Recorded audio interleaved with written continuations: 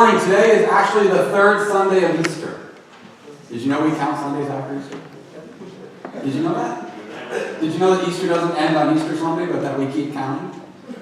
You're all looking at a blank face, so I'm assuming they're dead asleep, or they have no idea that we count them. Today is also the end of our Easter sermon series that we've been going through these last couple of weeks. And we've been talking about something that I think you probably may hear that may resonate with you, because I've said this over and over and over again. The resurrection of Jesus Christ changed everything in our world. Because of the resurrection, we know that the death that Jesus was talking about, we know that the sin and the shame that he kept referring to, we know that the power that all of that sin had upon our lives is now gone. We know that the resurrection has changed everything in our lives. We know today, as we all sit here together, that because the cross and the grave are empty, we know that God overcame death. We know that God shouted out victory, victory, when his Son was risen. And we know that he was starting something brand new in our lives. Or actually, we've talked about how it wasn't completely brand new. He was restoring. He was redeeming. He was bringing back beauty. The beauty that began in the garden began once again with the resurrection of his Son. And we know that he did this for one reason. Because he loves us. It's because he loves us that he did all that he did for us. It's because of his love that we are forgiven. It's because of his love that we are free. It's because of his love that we have been able to conquer the grave. Christ is risen. Christ is risen indeed. Amen. You're picking up on that one. Christ is risen. Christ is risen indeed. So what does it mean now that we talk about God is making all these things new? What does that mean for us? Well, I want you to think back when you were a child, or perhaps when you had children of your own, or perhaps right now you're being blessed in your life by raising some children. I want you to think about a time when there was this very specific toy, or a doll, or maybe it was a blanket. Maybe something that they had, some possession that your child or you had that was the possession to have. It went with you everywhere. It went to the grocery store. You tried to take it to school. It went on all vacations. No matter how long you were away from home or how short you were away from home, it was always in tow. And you parents remember these things, that you always have to remember where they are and keep track of them and make sure they didn't forget them behind. But then, we get busy, don't we? We get rushed. Things happen in our lives as parents. And then all of a sudden, one day, that prized possession gets broken. Or it gets damaged. Or it's torn. And then begins what my mother used to call elephant tears. Now, I don't know if elephants cry or not. But I do know my mother, when we used to wail out of craziness, she would say, "What's with all the elephant tears?" Because they were tears as big as an elephant. And we would just cry out, right? You remember these cries. "No, not my prized possession. I'll never be able to live without it. I can't breathe." You remember hearing these things from our children.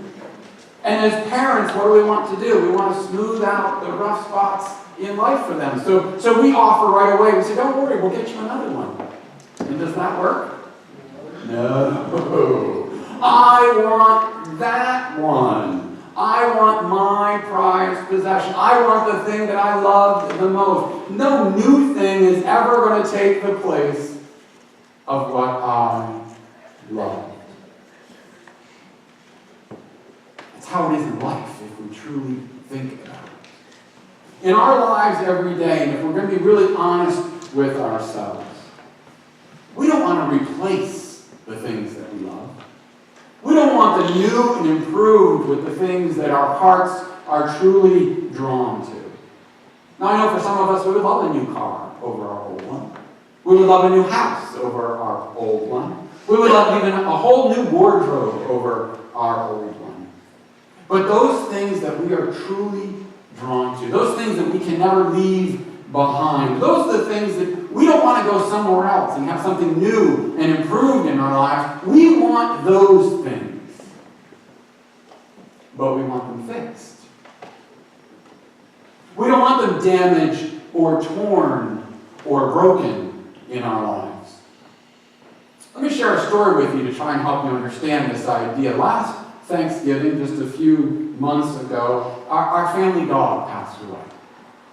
Now, some of you are animal lovers, and so you know that when you have a pet, the pet becomes part of the family. And Boomer was part of our family for 12 years. Not a day of our lives went by when we didn't trip over him, or step on him, or clean up after him, or worry about where he had gone, or rescheduling our entire day because Boomer had things that need to happen. Our lives revolved around Boomer. Every day there wasn't a thought that didn't happen and a plan that didn't happen that didn't include him. So Thanksgiving week when he passed away, some people had come up to me and they had said this to me. They said, "Are you getting a new one?" And I said, "What?" I'm so offended. You don't just go out and get a new one to replace a broken one. This was our family member. We don't want to replace the things we love in this life. We don't want to replace our loved ones. We want our loved ones. We just want them free from any kind of sickness or disease. We want our loved ones to have everlasting love and to never be separated from us. Same goes through our relationships. We want our relationships that we have in our lives. We just don't want them to be filled with pain or suffering or brokenness. The same thing happens for our entire world. We love this world. We just don't want it filled with the violence and the hatred that we see on the news every day. We want these things. We want the same things, only we want them new. Not broken, not torn, and not damaged. Think of it this way. We want all new things, or do we want our things new? Read this with me up on the screen. That's the only one that Maybe didn't not. use the screen. Sorry. We don't want all new things. What we want is all things new. We don't want new things. We don't want replacements. We don't want substitutes. We don't want new and improved. What we want is all the things that we have, that we treasure, that we enjoy, that we love, that we hold dear to us. We want those things new. And so the question comes up about the resurrection of Jesus Christ. What is God offering to us? What is God offering to us through Easter? Is he offering us all new things? Or is he offering to us all things made new? Last Sunday we talked about Paul. Remember the Apostle Paul? We talked about a letter that he had written to the church at Corinth. And in this letter, Paul is describing all the witnesses to the resurrection of Jesus Christ. And he said to us, it is extremely important that we understand and that we know that this is fact. That this truly happened. There is no discerning whether or not it happened. There's no judgment calls. There's no stories. There's no metaphors. There's no illustrations. Jesus was resurrected. And he said, we all know this because there were witnesses who were there. He said, in fact, I am last in a long line of witnesses to the risen Christ. And that because of that, it depends upon the importance of that event. That we truly understand it, we know it, and we believe in it. That because Jesus has been raised from the dead, that death itself no longer has power. The thing that we were all so worried about in our lives, the thing that we thought may have even been punishment for things we had done, the one thing that you and I thought we could never get away from, well, that's now removed, says Paul. That power, that struggle, that shame, that sin is all gone. He said that dead end sign that was in our lives, that's gone. That is all completely removed because of the death and the resurrection of Jesus Christ. He continues in this same letter, and I want to read these words to you, and I hope that you're going to listen to what Paul is trying to convey in some words. I might use a little bit of emotion, but I want you to hear what Paul is trying to convey about the hope that we as Christians now have because of this resurrection. He wrote this in the 15th chapter. He said, "Behold, I tell you a mystery. We shall not all sleep, but we shall all be changed. We will all be changed in a moment, in the twinkling of an eye, at the last trumpet sound. For the trumpet will sound, and the dead will be raised imperishable, and we shall all be changed. For this perishable body must put on imperishable, and the mortal should put on immortality. For when the perishable puts on the imperishable, and the mortal puts on immortality, then it will come to pass what has been said.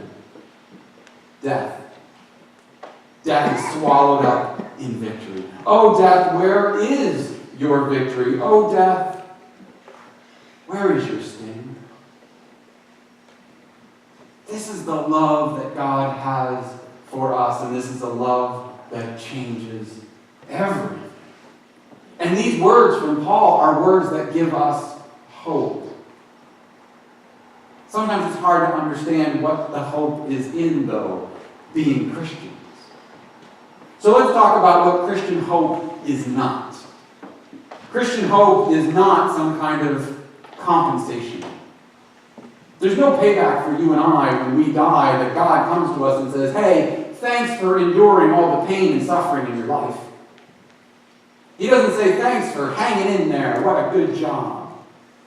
He doesn't say, "Hey, you've done all the trials and you've done all the tribulations and you've walked through all the valleys of life and now you're going to be paid back with something glorious."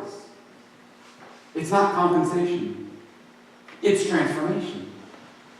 Because Paul says what God is going to do is He's going to transform our bodies. And our bodies are going to be transformed into something that will not perish. And that we will have eternal life. Christian hope is not about compensation. It's also not about explanation. You don't all get to find out exactly why God did what God did when you were alive. He doesn't reveal all of His interesting decisions and all of His policies and all of His plans for the future and the past. He doesn't reveal all of that to us. In fact, what Paul says is, our hope is that in one day, God will make everything new. Everything will be new. And you know what that means for us? It means that all of this, all the things that we're going through in our life, all of the baggage that we carry, everything that happened to you this morning, everything that's going to happen to you this afternoon, it still won't make sense. But it won't matter. It won't matter because what God is doing is making everything new. A new creation. And all will be made right by God. So our Christian hope is not in compensation. It's not in explanation. And it's also not some kind of rescue attempt. I know there's some people who talk about this whole idea of the resurrection and heaven, and they think it's like a 911 call. You know, life is really bad down here, and someday He's going to come with a great big bus, and He's going to take us somewhere else. Like we're going to go on the perfect vacation for the rest of our lives. I've heard people talk about heaven being over there, or beyond there, or up there, somewhere other than where we are, somewhere where we can go to find God and to find rest. But that's not our Christian hope. Our Christian hope is being moved. Being moved. Being transformed. Imagine that you're a parent and your child is on the playground. And on that playground is a bully. And this bully is having a field day all afternoon with the rest of the kids who are on that playground. And you go down to the playground to pick up your child, and your child begins to tell you all the stories about what this horrible bully has been doing. And you look into your child's eyes and you say, oh, sweetheart, I'm so sorry that happened. Let's get in the car and go for ice cream. Your child looks at you and says, what? Excuse me? I mean, I like ice cream, but not now. We need to go down to the playground and set this guy straight. We need to go down and take care of business. It's kind of how sometimes we think about heaven. Sometimes we think that heaven is going to be a place that we get taken to. And the mess and the destruction and the sin and all that's happening in the world remains behind us. It's like we're waiting for Jesus' second coming because he's going to drive a bus or something. But that's not good news for the world, is it? That's not good news for you and I either. I mean, what will happen to the bully on the playground? Will they ever have the opportunity to redeem? Will they ever have the opportunity to improve and become a faithful disciple of Jesus Christ? And what will happen to the other kids who are in the playground? And will that playground ever be a safe place for them to be? Will it ever be made new? Truly, what I would want as a parent is to get out of my car and march right down to that playground. Are you with me? We want to go right down and get in that bully's face, don't we? We want to give him a voice that really makes him move. We really, some of you, I've seen you wave that finger.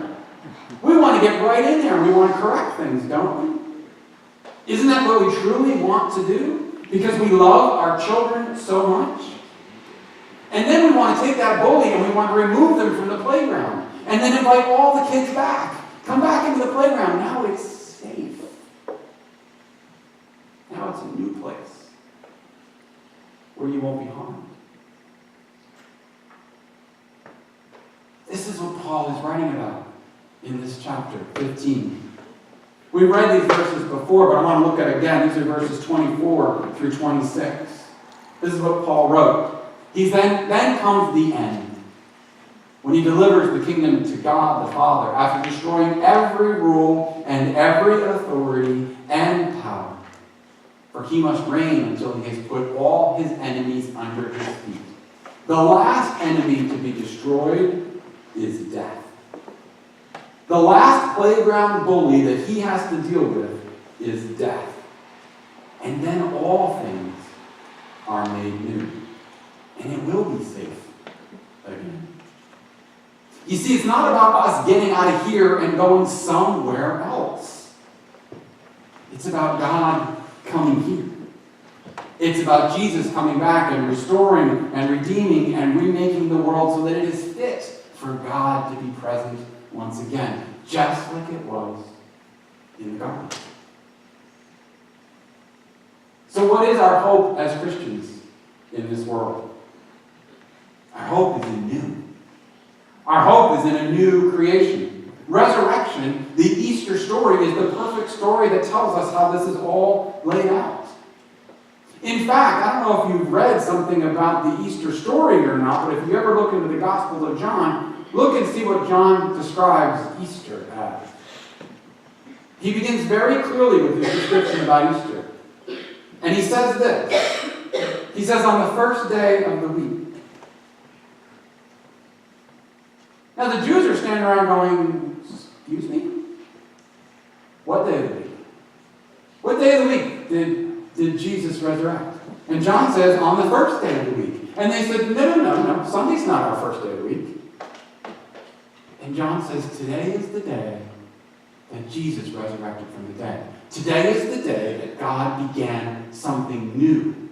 A new creation in all of us. So today will now be the first day of the week. Today is newness.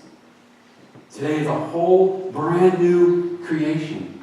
That is when Sunday became the first day of our lives. And every Sunday becomes the first day of our lives. In fact, today can be the first day of your life. Today can be the day that God begins a new creation in you. Today can be the day that God begins to put back all the things that got mixed up in your life. Today is the day that you can stand up and say, I am new. Because it's very hard for us in this world when we look around, because we are taught to see all the things that are wrong, aren't we? How many of you watch the news for all the good stuff? How many of you see the highlights on social media that's proclaiming the good things that are happening in this world? How many of you buy tabloids at the supermarket that are covered with all the good things that have happened? We are trained to look for the bad things. We want things to get broken, and we want accidents, and we want fights, and we want murders, and we want killing, and we want to see all those things because that's what we're drawn to. We see evil everywhere we go in this world. Everywhere. And here's the problem with that. We think we're not of the world. But we are. You and I live in the world every day. We are part of the world. We raise future leaders in the world today. And the poison that is infecting our world that we talk about is the same poison that's inside of us. It's the same sins. It's the same greed. It's the same self-centered actions and decisions that we made. But there is a cure for this. And that cure is in Jesus Christ. Because Jesus went to the cross, and because he was resurrected, the corrective action of all of that has now begun. There's an antidote for the poison in this world. God raised Jesus from the dead. God showed us how much he loves us. God declared victory over death and sin and all the evil poison of the world just for you. If that's not love, I don't know what love is if that's not love. Easter's not just about the world. Easter's not just about, a new creation one day will come for the entire world. Easter is a new creation and an opportunity for you every day.